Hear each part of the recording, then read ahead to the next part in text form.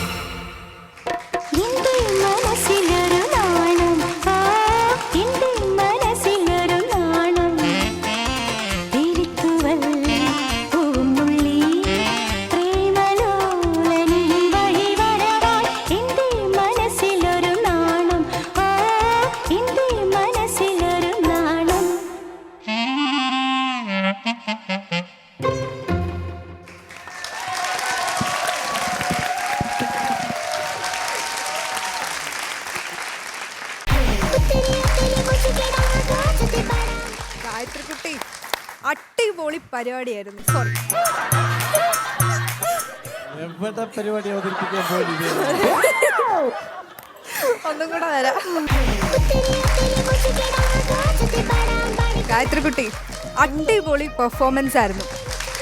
നമ്മുടെ ചേട്ടനും ചേച്ചിമാരൊക്കെ എണീറ്റ് നിന്ന് കൈയടിക്കുമായിരുന്നു, അത്രയും ഗംഭീരായിരുന്നു. നമുക്ക് അവരോട് തന്നെ എന്തായാലും അഭിപ്രായം ചോദിക്കാം. വിവേകേട്ടാ, ഭയങ്കര എന്താ പറയാ കോർഡിനേഷൻ ആയിരുന്നു ഡാൻസിലും ആ ഡയലോഗ്സിലും ഒക്കെ. കാരണം അത് കുറച്ച് അങ്ങോട്ടും ഇങ്ങോട്ടും ടൈമിങ് മാറിക്കഴിഞ്ഞാൽ ചിലപ്പം ലാലേട്ടൻ്റെ ഡയലോഗ് കയറി വരും, അല്ലെങ്കിൽ അങ്ങോട്ടും ഇങ്ങോട്ടും മാറിപ്പോയി കഴിഞ്ഞാൽ അപ്പോൾ അതൊക്കെ ഭയങ്കരമായിട്ട് ബ്യൂട്ടിഫുൾ ആയിട്ട് ചെയ്തു. പിന്നെ ഈ ഹെഡ് ഓൺ വെച്ചിട്ട് ഡാൻസ് ചെയ്ത് ഈ മ്യൂസിക് ഇത് ചെയ്യുന്നത് ആദ്യമായിട്ടാണ് ഞാൻ കണ്ടത്. പക്ഷെ ഭയങ്കര നല്ല പെർഫോമൻസ് ആയിരുന്നു.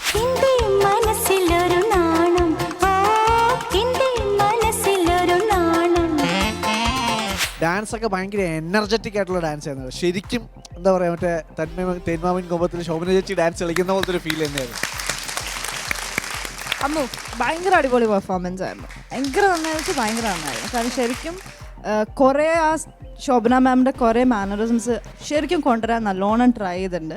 എസ്പെഷ്യലി ആ ഡാൻസിലെ എക്സ്പ്രഷൻസ് ഒക്കെ അതുപോലെ തന്നെ ഉണ്ടായിരുന്നു. ഭയങ്കര ഇഷ്ടപ്പെട്ടു. ഈ എനർജി ഇനിയും മെയിൻറ്റെയിൻ ചെയ്യണം. അപ്പോൾ ഇനി വരുന്ന റൗണ്ട്സിൽ ഇതിലും നന്നായിട്ട് പെർഫോം ചെയ്യണം. Okay, all the very best. Saubhagya. എനിക്ക് ഒരുപാട് കാര്യങ്ങൾ പറയാൻ തോന്നി. സത്യം പറഞ്ഞാൽ എനിക്ക് ഇപ്പോൾ ഓർമ്മ കിട്ടുന്നില്ല എന്തൊക്കെയാണ് പറയുന്നത്. കാരണം അത്രയും ഞാൻ എൻജോയ് ചെയ്തു മോളുടെ പെർഫോമൻസ്.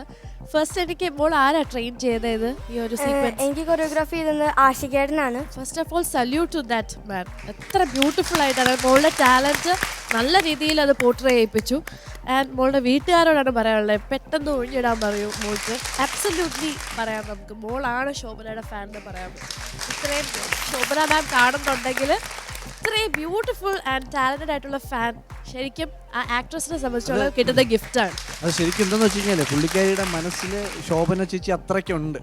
അപ്പോൾ ശരിക്കുള്ള ഫാൻ എന്ന് പറഞ്ഞാൽ അതാണ്. And Gayathri you are God's favourite child. അത്രയും ടാലന്റഡ് ആയിട്ടുള്ള ഒരു കുഞ്ഞാണ്. So salute. സമ്മതിക്കണം. ഇതാണ് യഥാർത്ഥ എന്താ പറയാ ശോഭനയുടെ ഫാൻ എന്നൊക്കെ നമ്മൾ പറയുന്നത്, ഹാർഡ് കോർ ഫാൻ എന്നൊക്കെ നമ്മൾ പറയുന്നത്. ഇതാണ് ശരിക്കുള്ള യഥാർത്ഥ ഫാൻ. അത്ര ഒരു ഡെഡിക്കേഷൻ ആയിരുന്നു പെർഫോമൻസിൽ. അതുപോലെ കുറച്ച് മുമ്പ് എൻ്റെ അടുത്ത് എന്തോ ഒഴിഞ്ഞിടുന്ന കാര്യം, എന്ത് ഒഴിഞ്ഞിടാനാണ്?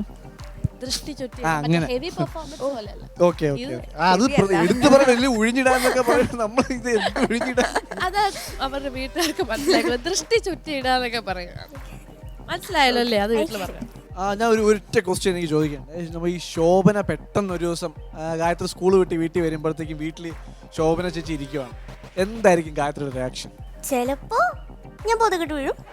ബോധക്കെട്ട് വീടിനോട് ചെന്ന് കെട്ടിപ്പിടിച്ചിരുമോ? അത്രയും നല്ലൊരു ഫാനാണ് ലക്ഷ്മി. എനിക്കൊരു കാര്യം പറയാനുള്ള, ഗായത്രിയുടെ ഏറ്റവും വലിയ കാര്യം എനിക്ക് ഭയങ്കര അട്രാക്റ്റ് ആയ എന്താ പറയുക, ഗായത്രി തൃശ്ശൂർക്കാരിയാണ്, ഞാനും തൃശ്ശൂർക്കാരിയാണ്. So Thrissur connection. അപ്പോൾ എനിക്ക് ഗായത്രിയോട് ചോദിക്കാനുള്ള ഒരു ക്വസ്റ്റ്യൻ എന്താ വെച്ചാൽ, ഈ സെയിം ഡയലോഗ് നമ്മുടെ തൃശ്ശൂർ ഭാഷയിൽ ഒന്ന് പറഞ്ഞ് കേൾപ്പിച്ചു കൊടുക്കും ഇവർക്ക് എല്ലാവർക്കും. ഒന്ന് ട്രൈ ചെയ്യോ? സാധാരണ നിന്നിരുന്ന പോരെ. മതി മതി, ഡയലോഗ് മാത്രം നമ്മുടെ തൃശ്ശൂർ ഭാഷയിൽ ഒന്ന് പറഞ്ഞു.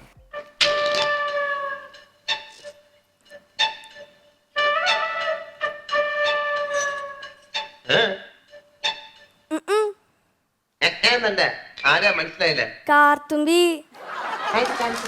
ആരും കാർത്തുമ്പൊന്നുമില്ല കേടിയേ. എന്റെ പേരെ പറഞ്ഞത് കാർത്തുമ്പി. നിന്റെ പേര് ഊരുവെന്ന് എനിക്കറിയില്ല. എന്തിനാ വണ്ടി കയറിയിരിക്കുന്നതാ ചോദിച്ചേ? എന്നോട് കേറുന്നോളാൻ പറഞ്ഞു. ആര്? ഒരമ്മാവൻ. അങ്ങനെ ഒരു കിളവൻ പറഞ്ഞാൽ കയറിയിരിക്കാനുള്ള വണ്ടി ഒന്നുമില്ല. ഇങ്ങോട്ട് ഇറങ്ങ വേണ്ടേ? പിന്നെ എന്തിനാ കാശ് വെച്ച് കിട്ടിയേ? ആര്?